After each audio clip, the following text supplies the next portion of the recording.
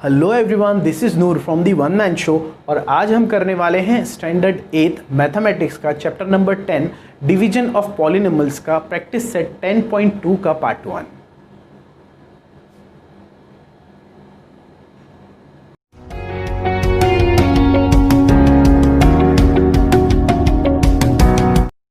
तो आइए दोस्तों शुरू करते हैं प्रैक्टिस सेट 10.2 का पार्ट 1। 10.1 के पार्ट 1 और 2 में हमने देखा था कि किस तरह से हम एक नॉर्मल पॉलिनॉमियल को, वो पॉलिनॉमियल लीनियर पॉलिनॉमियल को हम किस तरह से मल्टीप्लाई करते हैं, डिवाइड करते हैं इसके साथ। अब हमारे पास जो है वो थोड़ा सिंपल नहीं है, थोड़ा कॉम्प्लेक्स करके आ गया है। तो हम ये भी देख लेंगे कि किस तरह से किया जाता है, इनको किस तरह से किया जाता है। जैसे कि यहाँ पर y+4 मेरा डिवाइज़र है and y² + 10y + 24 is my dividend. तो मुझे इस y+4 के पहले y को देखना है और इस डिविडेंड के y² को देखना है। तो मुझे इस y को इस y² के बराबर बनाना है। तो यहाँ पर सबसे पहले मैं y+4 लिख देता हूँ। अब मैं इस y को किस से मल्टीप्लाई करूँ कि ये y² हो जाए। तो ऑब्वियस सी बात है, मुझे इसे y से मल्टीप्लाई करना होगा। तो y × y will be y² + 4 × y will be 4y। तो जब मैं y से मल्टीप्लाई करूँगा तो विल गेट दिस आंसर। तो मैं इसको y से मल्टीप्लाई करूँगा तो मुझे आंसर मिलेगा y² + 4y। ठीक है, अब इसे हम माइनस करते हैं, देखते हैं इसका क्या इम्पैक्ट होता है। जब हम माइनस करते हैं तो ये भी माइनस होगा और ये भी माइनस होगा। तो this plus minus will get cut और 10 में से 4 गया तो वी गेट 6y। अब इस +24 को भी हम नीचे ले लेंगे तो ये हो गया है 6y + 24। तो अब इस y+4 को, इस पहले वाले y को मुझे 6y बनाना है। तो अब मैं इसे मल्टीप्लाई करूंगा 6 के साथ। तो जब मैं इसे 6 से मल्टीप्लाई करूंगा will get 6 × y as 6y + 6 4 24। तो इस तरह से अगर मैं y+4 को +6 से मल्टीप्लाई करता हूं तो हमें ये मिल जाएगा 6y + 24। और जब हम इसे माइनस करेंगे तो इस माइनस साइन का इम्पैक्ट इन दोनों साइन पर पड़ेगा और ये पूरी तरह से कट होकर 0 हो जाएगा। देखिए, तो यहाँ पर हमारे पास एक क्वोशंट आया है जो कि है y + 6 और हमें एक रिमाइंडर मिला है जो कि है 0। बिल्कुल इसी तरह से वो दूसरा वाला सम करेंगे, वो भी कोई मुश्किल नहीं है, बहुत ही आसान है। देखिए यहाँ पर p+3 है, उसे p² बनाना है। तो ये मैं मिटा देता हूँ ताकि आप कंफ्यूज ना हो। तो इस p+3 को मैं किस चीज़ से मल्टीप्लाई करूँ कि ये p² हो जाए। ऑब्वियस सी बात है, मैं इसे p से मल्टीप्लाई करूँगा तो ये हो जाएगा p × p, p² + 3 × p, 3p। तो जब मैं इसको कर दूंगा p से मल्टीप्लाई तो वी गेट p² + 3p। देखते हैं हमारे पास क्या बचता है यहाँ पर। जब मैं माइनस करूँगा इसका इम्पैक्ट इन दोनों साइंस पर पड़ेगा, दिस विल गेट कट और 7 - 3 वी गॉट 4p और यहाँ पर -5 बचेगा। अब फिर से इस p+3 को लेंगे और अब इसे मल्टीप्लाई करेंगे 4 के साथ। देखते हैं क्या होता है। 4 × p 4p हो जाएगा प्लस 4 × 3 = 12। तो 4p + 12 आ रहा है।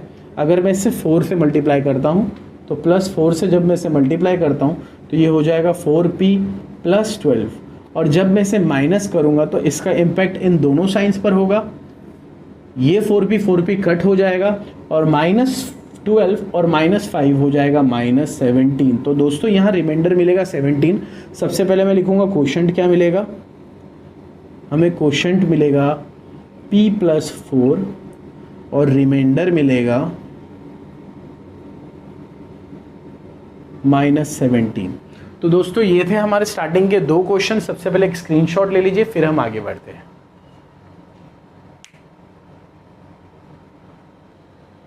तो आइए दोस्तों शुरू करते हैं आगे के क्वेश्चंस। आगे के 2 ही क्वेश्चन आज हम करने वाले हैं, बाकी के बचे हुए 3 क्वेश्चन हम आने वाले पार्ट में करेंगे क्योंकि वो थोड़े ज़्यादा लेंदी है। वैसे ये भी लेंदी है लेकिन ईजी है अगर आप इसे स्लोली स्टेडली करेंगे और समझेंगे तो।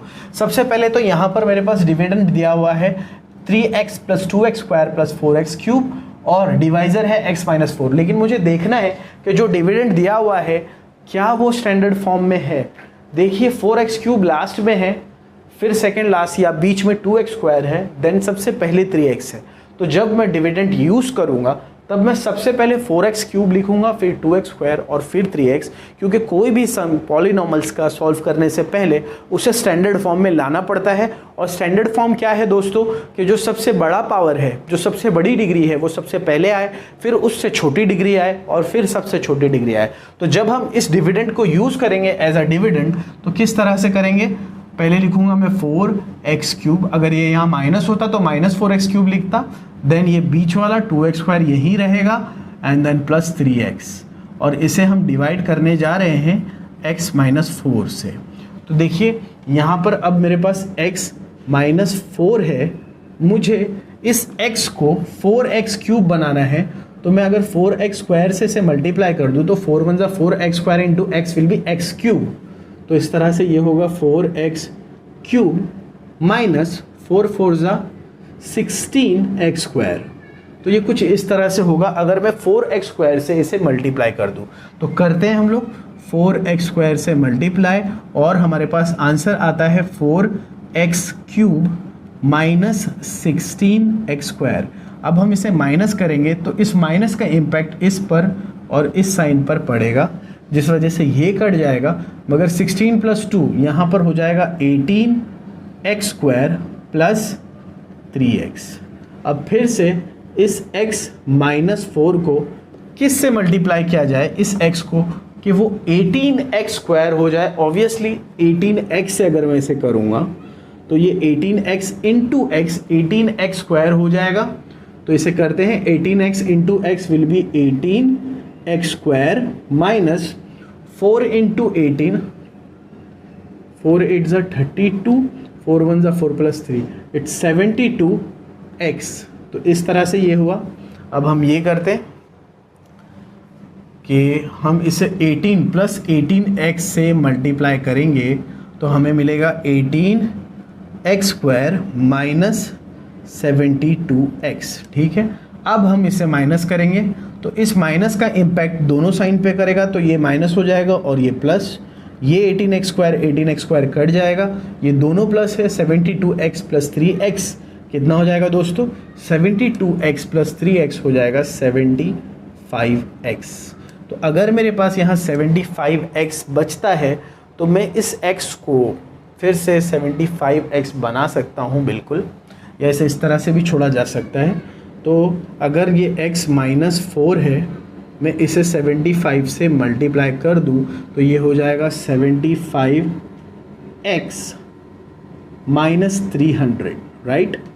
तो वो किया जाए 75 से, अगर इसे मल्टीप्लाई किया जाए प्लस 75 से, तो हमारे पास कुछ आंसर इस तरह से आएगा 75x माइनस 300। अब जब हम इसे माइनस करेंगे तो इस माइनस का इम्पैक्ट इस पर भी पड़ेगा और इस पर भी पड़ेगा, ये कट हो जाएगा और ये 300 नीचे आ जाएगा, जिसे हम रिमाइंडर कहेंगे, और हमारा क्वोशंट है ये।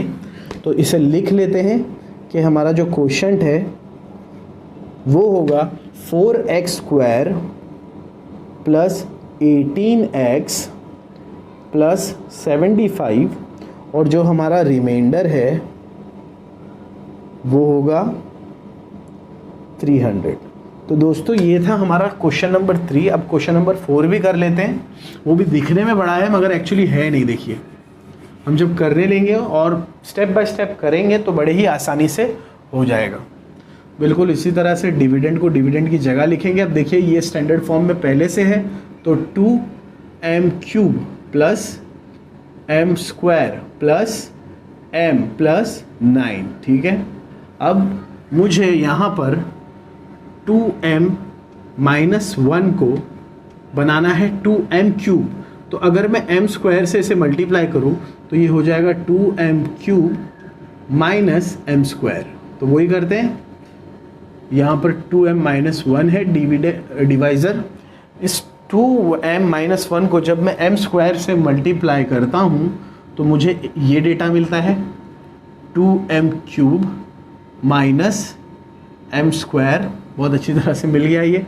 लेकिन अब हमें इसे माइनस करना है, तो जब हम इसे माइनस करेंगे तो इसका इम्पैक्ट कुछ इस तरह से पड़ेगा, ये कट हो जाएगा, एम स्क्वायर और एम स्क्वायर हो जाएगा दोस्तों 2m स्क्वायर। अब इस प्लस m और प्लस 9 को हम नीचे ले लेंगे।